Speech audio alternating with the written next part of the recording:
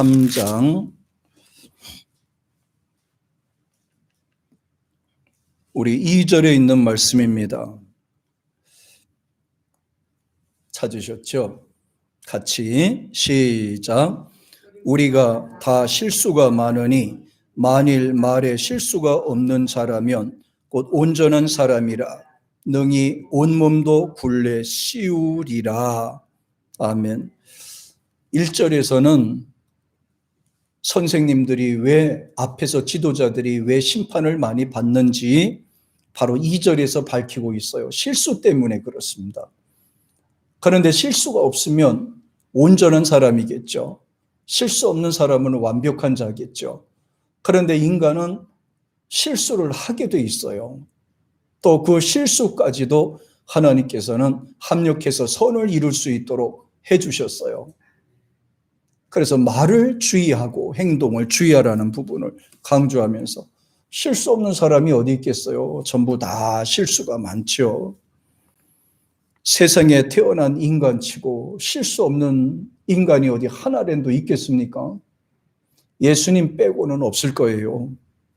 성경 역사도 쭉 살펴보면 유명한 조상들도 다 실수를 했어요. 믿음의 조상들도 실수했고 위급한 상황을 만나게 되면 핑계도 대고 변명도 했습니다. 이게 인간의 단점이고 약점이에요. 육신을 가진 존재이기 때문에 언제든지 힘든 일이 오면 도망가고 싶은 마음이 생기는 거예요. 자기에게 피할 길을 스스로 찾아 나서는 거예요. 바로 이게 변명이라는 거고 핑계라는 말입니다. 믿음의 조상이라고 불렸던 모범적인 사람 노아도 그랬고요. 완벽할 것 같은데 노아도 그놈의 그거 그냥 포도 때문에 그냥 한순간에 그냥 사람의 인격이 무너지는 그런 것이 있고, 아브람 같은 경우에도 생명의 위급함을 느끼고 자기들의 부족에 대한 어떤 유혹감을 느꼈을 때는 그것도 실수를 했잖아요. 애굽에 내려가서 자기 부인을 누이라고 속였다가 뺏길 뻔하는, 또 그 아버지가 실수하니까 그 아들도 똑같이 하다가 그 부인을 뺏길 뻔했던 상황이 있어요. 그리고 뒤에 보면 다윗도 마찬가지입니다. 다윗은 어렸을 때부터 하나님 중심으로 살았던 사람이에요. 그런데 다윗도 역시 실수 때문에 흠을 남기게 되었죠. 모두가 마찬가지입니다. 실수가 없으면 완벽할 텐데. 그리고 성경 중에 보면 이 바늘로 찔러도 피 한 방울 안 날 것 같은 사람이 있죠. 바로 요셉이에요. 어렸을 때부터 힘들고 어려운 상황에 당했을 때 어떻게 보면 일생도록 자기 형들을 미워하고 저주했을지도 모르겠어요. 그런데 형님들을 딱 보는 순간에 국무총리가 된 상황에서 형님들을 보는 순간에 미운 감정보다도 그리운 감정에 이 감정이 더 복받쳐서 올라서 그만 그 눈물을 참지 못하고 엉엉 울었다라고 성경은 나타내주고 있어요. 그 연약한 모습은 누구나 있습니다. 강건할 수 없죠. 완악한 것 같아도 그 부족한 모습은 다 있는 거예요. 인간의 연약함. 만약에 우리가 말과 행동에 실수가 없다면 그는 온전한 인격자로 불리움을 받겠죠. 그런데 사실 실수 안 하면 재미가 없어요. 우리 인간은요. 실수가 없으면 재미가 없어요. 사전에서 실수란 말을 찾아보니까 조심하지 않아서 생긴 일이라고 해요. 조심하지 않아서 생긴 일이래요. 조심하면 얼마든지 막을 수 있다는 거예요. 그런데 한순간에 마음을 뺏기거나 실수를 하게 된다는 거예요. 법적 사전에 의하면 과실이라고 되어 있습니다. 알고도 범죄를 할 수 있고 몰라서도 범죄를 할 수 있다는 거죠. 그래서 이걸 과실이라고 표현을 했고, 영어에서는 mistake이라고 하는데 이건 필연적인 결과래요. 인간은 약하니까 실수하게 돼 있대요. 미스테이크는 할 수 있대요. 언제든지 나올 수 있는 상황이랍니다. 중요한 거는 그 실수를 만났을 때 어떻게 대처할 수 있는가가 중요하다는 거예요. 일본에서는 이 실수라고 하는 것을 갖다가 무례한 행동이라고 했습니다. 그래서 요거를 실수했다라고 하면 바로 사과를 하게 되는 것으로, 이걸 갖다가 이제 인격이 바로 세워졌다 이렇게 표현을 하거든요. 근데 거의 보면 이 발명품들을 쭉 보면은요, 자기가 만들기 위해서 발명을 했다기보다는 실수해서 만들어진 발명품들이 더 많고 더 유익한 것들 우리가 많이 쓰고 있어요. 예를 들어서 다이아마이트 같은 거 있죠.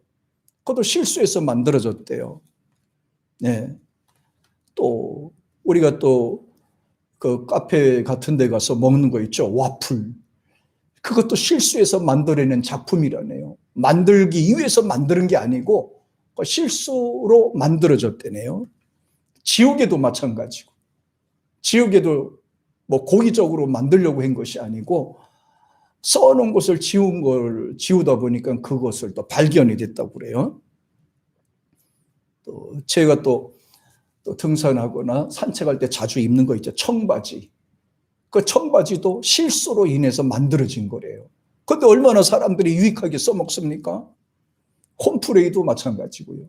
위에다 타먹는 거, 그것도 실수를 통해서 만들어진 거고요.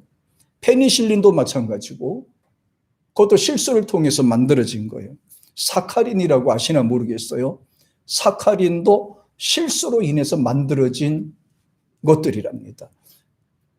그 실수로 만들어진 것이 더 유익한 것들이 많아요. 그런데 이것은 인간과의 관계 속에서 이루어진 것인데 고의적으로 했느냐, 아니면은 몰라서 했느냐, 아니면 실수를 해서 했느냐, 이제 여기서 이렇게 이제 나타나겠죠. 근데 거의 발명품들은 실수를 통해 이루어지고 또 실수를 하지 않으면 철이 빨리 들지 않아요. 실수를 통해서 더 성숙해질 수 있고 더 사랑할 수 있는 믿음과 또 그런 감정이 생기게 되는 거예요. 실수하지 않으면 사람들이 항상 교만하겠죠. 완악하겠죠. 그런데 실수를 통해서 자신을 한번 돌아볼 수 있고 실수를 통해서 하나님과 더 가까이 할 수가 있다는 거예요. 실수하지 않으면 하나님 앞에 회개할 기회도 없을 거 아니겠어요? 실수를 하니까 우리가 하나님 앞에도 이렇게 회개도 하고 또 기도할 거리도 많이 생기잖아요. 만약에 실수를 안 하고 살으면은 기도할 거리가 안 생길 거 아니야. 그래서 어떻게 보면 실수 때문에 하나님 앞에 더 기도도 조금 더 할 수 있지 않겠습니까? 하나님 앞에 더 응답받기 위해서 매달리기도 하고 말이에요. 그래서 이 실수를 전혀 나쁜 것도 아니지만은 또 하면 안 되는, 그러면 또 자기도 모르게 할 수 있는 것도 이게 바로 실수를 통해서 이루어지는데, 이런 것들이 거의가 고의적이 아닌 부주의로 인해서 생긴 것들이 많더라.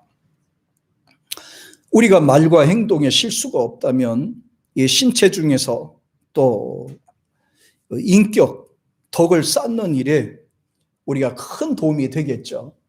그런데 이 실수 때문에 못하는 경우가 많더라는 것입니다. 그 중에서 실수하게도 되고 또 덕을 쌓게도 하는 우리 몸에서 가장 준추적인 역할을 하는 게 뭐예요? 바로 이 혀에 있습니다. 혀로다가 남을 격려도 해주지만은 남을 깎아내리는 역할도 한다는 것이죠. 사람을 비난할 수도 있지만은 칭찬해 줄 수도 있다는 거예요. 말로써 사람들을 키울 수도 있지만은 그런 말로도 자기 인생을 넘어뜨릴 수가 있다는 거예요. 그래, 이게 혀의 권세라는 것을 강조했어요. 그래서 우리가 혀로 남에 대한 오해의 말이나 잘못된 비난의 말을 하지 않고 거짓말을 하지 않고 바른 말을 하고 덕스러운 말만 꼬박꼬박 한다면 참 이거 참 재미가 없을 것 같아요. 어떻게 사람이 살아가면서 실수도 안 하고 자기 하고 싶은 말만 꼬박꼬박 하겠어요? 하나님이 우리 인간에게 주신 선물 중에 하나가 바로 유머라는 거예요. 유머. 말을 통해서 사람들에게 재미있게 해주고 스스로 재미를 통해서 또 웃기는 것을 통해서 이 어떤 스트레스도 풀 수가 있고 또 카타르시스를 느낄 수가 있겠다는 것입니다. 그러므로 온전한 말을 하는 혀는 그의 온 몸을 통제할 수 있겠죠. 그런데 그렇게 안 되더라는 거예요. 사람의 감정, 그리고 기분, 이 마음이라고 하는 것을 갖고 있어서 이 혀로 이걸 통제해야 되는데 이 마음에 있는 감정이 이 혀를 주관한다는 거예요. 혀를 주관하는 거예요. 그래서 혀에서 나오는 것으로 그냥 마음의 표현을 그렇게 막 하는 겁니다. 기분 나쁘면 나쁜 대로, 좋으면 좋은 대로 이 마음의 표현을 이 혀로 나타난다는 것이죠. 예수께서는 마태복음 12장 34절에서 한번 다 찾아보실래요? 예수님께서는 본인의 감정을 아주 솔직하게 표현을 하였습니다. 12장, 마태복음 12장 34절에 있는 말씀이에요. 34절인데 예수님께서는 그 감정을 아주 막 표현을 아주 그 있는 그대로 다 그 표현을 해주셨어요. 당시에는 그것을 지도자들이나 받아들일 수 없는 그런 상황이겠죠. 오늘날에도 마찬가지예요. 우리 34절 읽어볼까요? 시작. 독사의 자식들아 너희가 악하니 어떻게 선한 말을 할 수 있느냐? 이는 마음에 가득한 것을 입으로 말함이니라. 사실은 독사의 자식들아 하면 오늘날을 같으면은 무슨 죄에 해당이 돼요? 명예훼손 들어갑니다. 이거는 예수님은 당시에 이 법이 이렇게 정해졌지 않아 그렇지 오늘날 이렇게 말하면 기분 나쁘면 명예훼손에 들어가요. 독사의 자식들아 그렇게 남을 폄훼한다는 거죠. 그럼 어떻게 이거를 해야 될까요? 독사는 사탄이거든요. 사탄의 자식들아 이렇게 하니까 그러면 사탄은 님을 붙일 수 없잖아. 이거는 그러니까 사탄의 자식들은 님을 붙여줘야 되잖아. 그럼 이렇게 읽어야 돼. 야, 이 독사의 자식님들아 너희는 매우 마음이 악하니 어떻게 옳은 말을 할 수 있겠습니까? 뭐 이렇게 또 말을 부드럽게 써야 되잖아요. 근데 예수님께서는 간단해요. 독사의 새끼들아. 독사의 새끼는 뭐예요? 독사예요, 독사. 요한복음 8장에도 보면 예수님께서 하신 말씀, 너의 아비는 마귀니라, 사탄이라 이렇게 있거든요. 그러니까 하나님을 믿지 않으면 마귀의 자식이라, 사탄의 자식이다 이렇게 얘기를 한 거예요. 그러면서 바리새인과 서기관들과 계속해서 예수님을 대적하고 거역했던 사람들을 가리켜서 너의 부모는, 너의 아비는 사탄이다 이렇게 하신 거예요. 그 얼마나 이거 명예적으로 굉장히 치명적인 상처가 되겠어요. 예. 근데 오늘 본문에도 보니까 독사의 자식아, 독사의 새끼들아 이렇게 막 야단을 쳤죠. 이 언어로다가 표현을 그대로 쓴 거예요. 그러면서 말합니다. 야, 독사의 자식이니까 네 안에서, 네 마음에서 좋은 게 뭐가 나오겠냐? 네 마음에서 나올 것이 뭐가 있느냐? 악한 것밖에 더 나오겠느냐 이거예요. 예, 독사의 자식은 독사의 말을 한다는 거지요. 독사의 행동은 독사의 생각에서 나온다는 거예요. 그러니까 좋은 생각이 나올 수 없다는 거예요. 좋은 게 들어오면 좋은 게 나가게 되거든요. 근데 나쁜 것을 생각하고 나쁜 게 들어왔는데 어떻게 좋은 게 나갈 수가 있겠냐는 거죠. 어떻게 보면 극히 이론적인 거예요. 상식적인 문제입니다. 그러면서 35절에서는 이렇게 말해요. 시작. 선한 사람은 그 쌓은 선에서 선한 것을 내고 악한 사람은 그 쌓은 악에서 악한 것을 내느니라. 여기에 뭐가 들어가 있는가에 따라서 그 사람의 말과 행위가 그대로 나타난다는 거예요. 자, 우리 하나님 믿는 사람들은 하나님 말씀을 계속해서 배우고 은혜를 받고 찬양을 부르면서 살잖아요. 그러면 우리 안에서 나올 게 뭐가 있겠어요? 하나님 이야기 나오겠죠. 은혜 받은 이야기 나오겠죠. 찬양하는 이야기 나오겠죠. 예수 이야기가 나오겠죠. 하나님 사랑에 대한 이야기가 나오겠죠. 그런데 하나님 말씀을 듣지 않는 사람들의 생각을 이것은 뭐가 나오겠어요? 나쁜 것을 들으면 나쁜 것을 나오겠죠. 저의 동네에서 어느 날 아버지가 살아생전에 한번 가봤습니다. 갔더니 아주 진지하게 그 어르신들이 몇 사람이 앉아서 이야기를 하고 있어요. 전 대단한 건 줄 알았어. 그래서 이렇게 귀를 기울여 봤는데 어른들이 하는 얘기가 뭔지 아세요? 그때 당시만 해도 그 텔레비 드라마 저녁에 나오는 거 뭐라고 그게 있어요. 그 얘기를 갖고 드라마를 보면서 서로 돌아가면서 이야기들을 어떻게 그래 진지하게 하는지 그걸 봤으니까 그렇게 얘기하는 거예요. 드라마 이야기를 그렇게 진지하게 하는 거예요. 너무 재밌게 해요. 어떻게 전개가 돼서 어떻게 했더라, 밥을 먹는데 어떻게 맛있더라, 어떻게 그 장래가 어떻게 될 것 같다. 아주 그 앉은 자리에서 얘기들 다 해요. 아주 진지하게 얘기하더라고요. 보니까 그대로 나온 거예요. 들으니까 그대로 전한 겁니다. 그러면서 말합니다. 36절에 보니까 이렇게 말해요. 시작. 내가 너희에게 이르노니 사람이 무슨 무익한 말을 하든지 심판 날에는 이에 대하여 신문을 받으리니. 그러니까 내 안에 뭐가 들었는지 누구를 믿는지에 따라서 심판 날에는 그것이 드러날 때가 있다는 거예요. 심판 날에 누구를 믿었는지에 대해서 어떤 생각으로 채워졌는지 그때 가서는 다 예수님께서 다 그걸 뒤집어 엎는다는 거예요. 예수님을 믿는 사람들은 예수님의 말씀과 생각으로 사니까 예수님의 한 번에 알아보게 되는 거예요. 눈빛만 봐도 알아보게 되는 거예요. 우리의 마음을 보고 아시는 게 아니라 우리의 눈빛을 보고 한눈에 알게 되는 거예요. 예.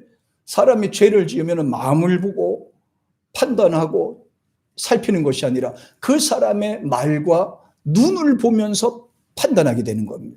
그래서 눈은 뭐예요? 마음의 창이라고 하는 것입니다. 마음의 창이라고 해요. 마음에 들은 대로 이야기하고 마음에 쌓은 대로 전하게 되는 겁니다. 그러면서 말합니다. 37절에는 그대로 나와 그 인생이 시작. 내 발로 의롭다함을 받고 내 말로 정죄함을 받으리라. 말 때문에 그냥 된다는 거예요. 자기 말로 인해서 산다는 거예요. 이 말은 어느 것으로 나와요? 말은 자기가 보고 들은 것을 생각합니다. 이걸 축적해 놓은 것을 우리는 사상이라고 얘기를 하거든요. 철학이라고 얘기하거든요. 자기는 그 생각한 것을 따라서 생각하고 판단하고 자기가 살아가는 거예요. 자기가 보고 들은 것이 자기의 생각과 가치관과 자기 운명이 되는 거예요. 자기가 그대로 행동하거든요. 무엇을 들었는가가 굉장히 중요한 거예요. 어떤 것을 보았는가가 굉장히 중요한 것입니다. 예. 그래서 예수님께서는 이 부분에 대해서 굉장히 강조를 하면서요. 자, 우리 마음에 있는데, 자, 말만 안 한다고 해서 이게 버릇이 고쳐지겠어요? 말만 안 한다고 해서 이 속에 있는 것이 없어지겠어요? 내가 행동만 조심하게 한다고 해서 내 속에 들어있는 것이 사라지겠어요? 아니라는 거예요. 그러면 근본적인 문제가 뭐예요? 요 속에 들어있는 뿌리를 뽑지 않고는 안 된다는 거예요. 내 속에 있는 뿌리를 뽑아야 된다는 거예요. 그럼 뿌리를 어떻게 뽑아요? 사람 스스로 할 수 있을까요? 안 되죠. 바로 생명 되시는 예수님을 구주로 영접해서 정화를 시켜야 된다는 거예요. 깨끗하게 만들어야 된다는 거예요. 새로 태어나야 된다는 거예요. 그래서 뿌리를 뽑자. 근본 자체를 바꿔야 된다는 거예요. 내 속에 있는 근본 자체를 바꾼다. 근본 자체를 바꾼다는 말은 무슨 말이에요? 바로 그래요. 아비, 사탄을 갈아치워야 되는 거예요. 마귀, 사탄을 치워버리고 그 대상으로 하나님을 삼아야 된다는, 하나님을 모셔야 된다는 거예요. 바로 하나님의 아들 예수 그리스도를 우리가 주인으로 모셔야만이 이 근본적인 문제가 해결이 되는 거예요. 이 근본적인 해결이 되지 아니하고는 아무리 사람이 노력해도 이 속에 쌓였던 거는 없어지지 않는다는 거예요.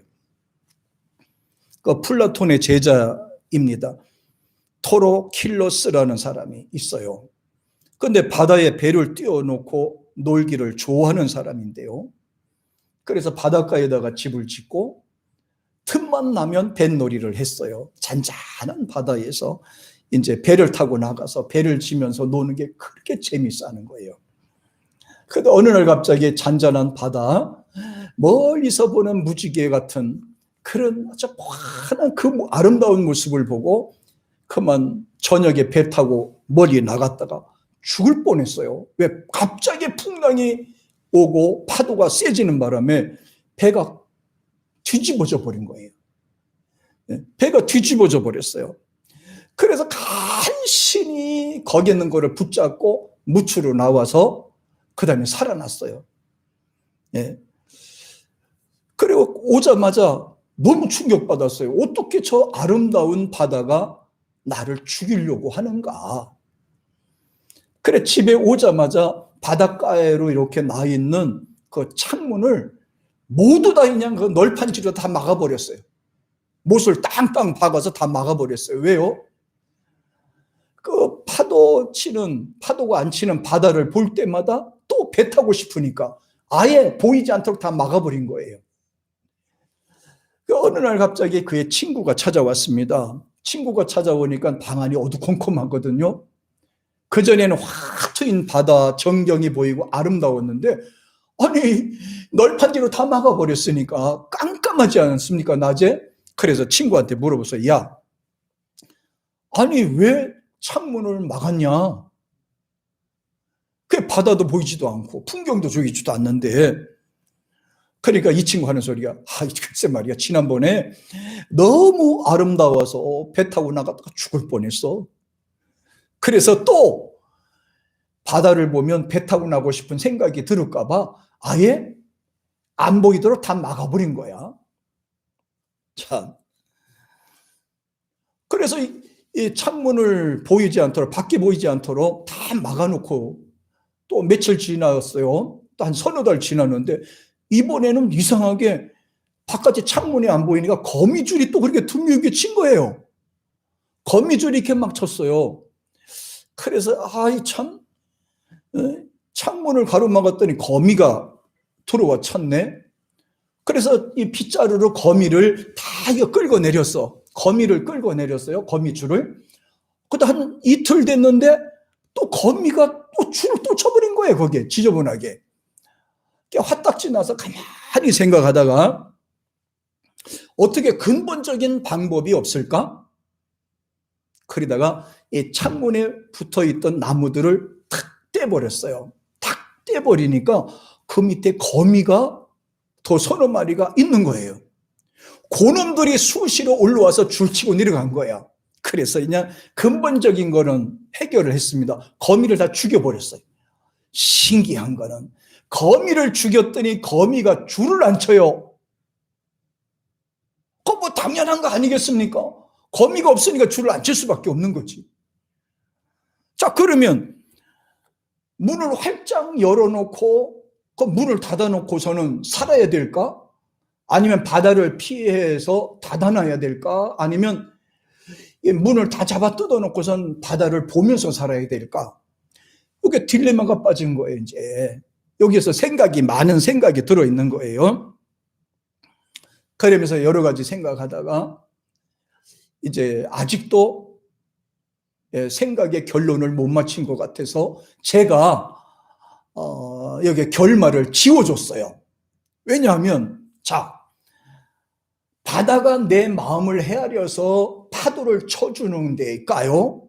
내가 바다를 헤아려서 피해가는 방법, 즐기는 방법을 사용할까요? 자연과 파도는 사람이 어떻게 살아야 되는지를 헤아릴 수 없다는 거예요. 모든 자연의 법칙이 그래요. 사람이 힘들게 살든 힘들게 살지 않든지 헤아리지 않는다는 거예요. 그럼 어떻게 해야 돼요? 사람은 현명하게 지혜롭게 그걸 즐겨야 되고 지혜롭게 피할 것은 피하고 힘든 것은 힘든 거는 버릴 건 버려가면서 이렇게 살아야 되는 거예요. 그러니까 자연이 나쁘다고 하는 게 아니에요. 자연이 못됐다고 하는 게 아니라 사람이 미련한 거예요. 모든 자연의 모든 법칙들은 사람에게 맞춰져 있지 않아요.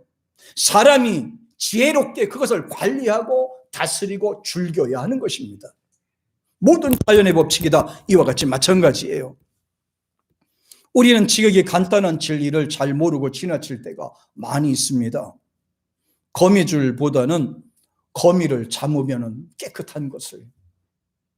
저도 4층에서 내려다보면 그 CC카메라 앞에 뒤쪽에 보면 어떨 때 보면은 이렇게 그물이 쳐져 있어요. 어떨 때 보면 그 거미가 아주 막 너무 심하게 많이 쳐서 앞이 하나도 보이지 않을 때가 있어요. 그럼 내려와서 이 작대기로다가 그걸 다 걷어내거든요. 그 이틀 되면은 또 쳐져 있어요. 그래, 거미를 잡으려고 보면 어디가 숨은지 나오지도 않아요. 지금도 계속 진행형이에요. 거미는 지금도 나하고 계속 전쟁 중이에요. 나는 이걸 잡으려고 그리고 거미는 지금도 이걸 치려고 그리고.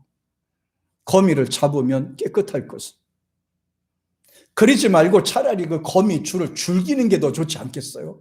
그 아름다움에 대하여 줄기는 게 더 좋지 않을 거예요. 왜냐하면 저들도 그물을 치는 것은 먹고 살기 위해서 하는 거잖아요. 그러니까 남의 사생활 침해는 하지 않는 게 좋지 않을까. 자, 그 다음에 밭에 잡초가 많아서 많이 이렇게 올라옵니다. 그래서 사람들은 간단한 방법으로는 그 우회를 낫으로 다 베버립니다. 그런데 3일도 안 돼서 또다시 잡초가 올라와요. 그럼 3일도 안 되면 또다시 다 이걸 합니다. 그 근본적인 방법이 뭐냐? 아하, 좋은 방법이 있어요. 뿌리째 뽑아 버리면 깨끗하더라는 거예요.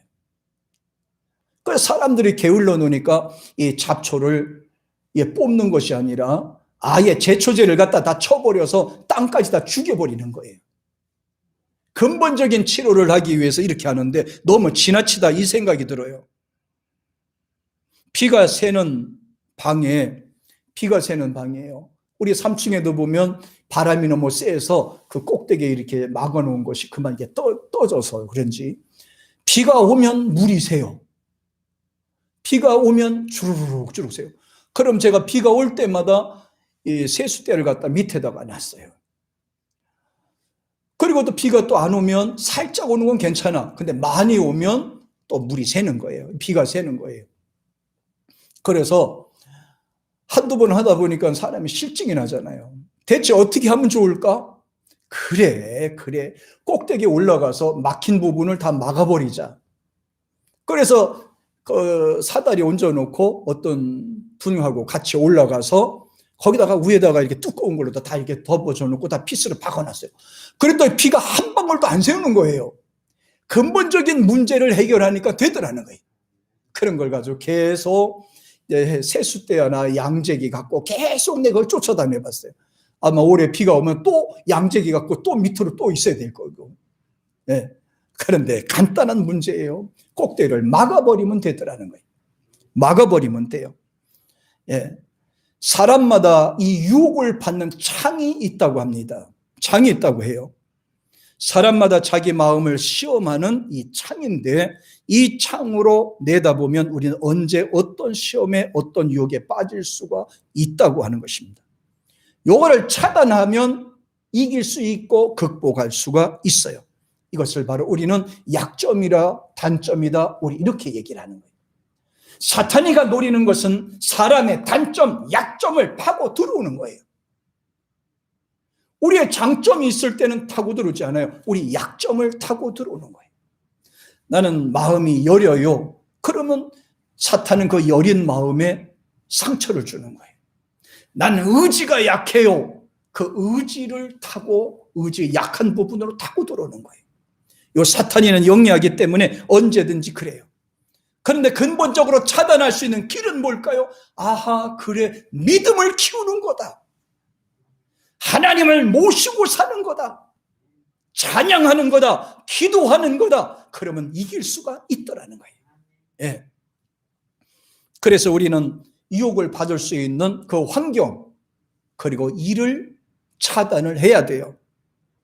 더럽게 하는 책, 서적을 피해야 되겠고 또 오락을 피하고 또 이상한 영화나 이런 거를 또 차단시키고 보지 않도록 하고 나에게 해를 주고 신앙에 도움이 되지 않는 친구라면 과감하게 단절하는 것도 하나의 방법이에요.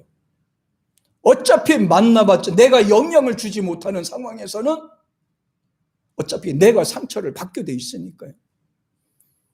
내가 믿음이 있고 강하게 되면은 저들이 무슨 말을 하더라도 내가 이해를 할 수 있지만은, 그러나 믿음이 약하거나 여리게 되면 그들이 주는 말이나 행동에 내가 상처받을 수가 있단 말이에요. 그래서 단호한 것이 필요한 겁니다. 죄라는 것은, 유혹이라고 하는 것은, 우리에게 해를 주는 것은 단호하게 잘라버릴 필요가 있는 것이죠. 그래서 야고보는 분명히 얘기해요. 우리에게 실수도 있다. 실수가 있을 수도 있다. 이것도 실수가 그냥 있다 이 말이 아니라 실수가 많을 수도 있다, 이렇게 얘기를 하고 있어요. 본문에서요. 많다는 말은 헬라 원어에서는 퓰라라는 말인데요. 많다, 많은 것들, 이렇게 했어요. 말도 실수가 있을 수도 있고 행동도 실수도 있다. 지금까지도 있었지만 앞으로도 더 실수도 할 수 있다는 얘기예요. 그래서 야고보 사도가 말하기를 선생들에게는 이런 실수를 차단하기 위해서 오려이 섬기는 일에 열심을 내라는 것을 강조를 하였습니다. 저도 설교하다 보면은 실수할 때가 종종 나타날 때가 있어요. 단어를 끼 맞히는 것에 대해서 제가 또 실수할 때가 있어요. 그럴 때 되면 막 괴롭고 힘들어요. 내가 실수했으니까요. 설교하다 보면 이 단어 활용에 있어서 내가 실수할 때가 있거든요. 그럴 때는 내가 모르고 지나갈 때는 당당한데 알고 나면요 굉장히 창피하고 내 스스로가 미안하고 또 성도들에게 미안하고 그래요. 그러거나 말거나 그냥 뻔뻔해요, 설교에. 그렇게 의기소침하면 아무것도 못하거든요. 그 다음에 또 안 한 것처럼 또 열심히 하는 거야. 하나님이 좋은 거를 주시기라 믿고 하나님께서 우리 듣는 분들에게 이해력을 넓혀서 해도 어로 받아들일 줄 믿고 또 하는 거잖아요. 실수도 있습니다. 요즘에 어떤 서울의 대형교회 목사님이 말 잘못했다가 지금 아주 고난을 겪고 있죠. 아주 지금 막 공격받고 있어요. 막 욕먹고 그 말 한마디 잘못했다가 지금 혼나고 있습니다. 잘못하면 사임할지도 모르겠어요. 그 신앙 교리와 어긋나는 말을 했거든요. 그 나중에 여러분이 찾아보세요. 자, 그 다음에 또 야고보 사도는 말합니다. 온전한 사람은 하나도 없다는 거예요. 단지 온전하기 위해서 노력을 하라는 거예요. 세상에 살아가는 모든 사람들이 온전한 사람 하나도 없다. 태어난 사람도 온전한 사람 하나도 없다는 거예요. 그런데 실수도 많지만 하나님 앞에 서 있을 때 늘 온전하기 위해서 기도하라는 거예요. 자기의 부족한 것은 하나님 앞에 아래서 하나씩 고쳐가도록 하라는 거예요. 말에서도 교양이 넘치는 말이요, 덕을 갖춰서 사람들에게 덕을 쌓는 말, 또 성숙한 자세로 살도록 우리가 늘 기도하고 노력하라는 것입니다. 이게 온전한 삶이거든요. 아브라함도 실수했고 다윗도 실수했고 다 실수했잖아요. 요셉이도 마음의 허점을 보이기도 했고. 그래서 우리 보고 뭐라고 그러냐면요, 능히 온몸도 굴레 씌우리라 라는 말을 해서 굴레를 씌우라고 그랬어요. 우리에게 실수하지 않으려면 굴레를 씌우래. 야고보서 1번은 1절 3절 그 내용을 자연스럽게 연결시키는데, 굴레를 씌우리라는 말은 재갈을 물리다 이 말이에요. 재갈을 물리다는 말이 뭡니까? 재갈 물린다는 말이, 소는 밭을 갈 때 여기다 요걸 씌우지요. 이거 씌우는 거예요. 왜 씌우는지 아세요? 일하는 도중에 먹지 못하도록 씌우는 거예요. 앞에 풀이 있으면 뜯어먹으려고 그랬잖아요. 곡식도 뜯어먹잖아요. 그러니까 아예 뜯어먹지 못하도록 입을 막는 거예요. 우리 크리스찬들에게 굴레를 씌운다, 재갈을 물린다 이 말은 실수도 할 수 있으니까 이 감정 표현을 하긴 해야 되는데, 감정을 컨트롤하지 못한 상태에서 말을 하면 사람들에게 상처를 줄 수가 있으니까 그래 굴레를 씌우려는 거예요. 다시 말해 입 닫으라는 거지요. 말을 하지 말라는 거지요. 왜? 굴레를 씌우지 않으면 기분 나쁘면 기분 나쁜 대로 말이 나가니까. 감정이 상한 대로 말이 나가니까. 그럼 맨날 굴레를 씌울까요? 아니에요. 내가 컨트롤하지 못했을 때는 굴레를 씌우라는 거예요. 내 마음을 조절하지 못했을 때는 굴레를 씌우라는 거예요. 입을 막으라는 거죠. 다시 말하면 말을 하지 말라는 거예요. 이 말은 야고보서 1장 26절에 보면 혀와 연결이 돼 있어요. 혀를 닫으라는 거죠. 말을 하지 말라는 거죠. 그만큼 사람의 혀는 감정에 따라 움직인다는 거예요. 예, 감정에 따라 움직이는 건데 이거를 잘 하라는 것을 강조를 하였습니다. 예, 혀를 주의하는 것은 하나님의 명령이에요. 컨트롤하는 것이 하나님의 명령이에요. 예, 이사야 34장에 보면은요, 이런 말이 나와 있어요. 자, 이사야 34장 우리 13절에 보면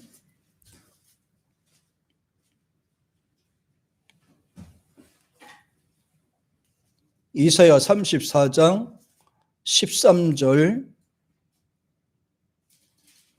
아니에요. 요거 아니에요. 잠언서에 찾아. 잠언서 18장 가보십시다.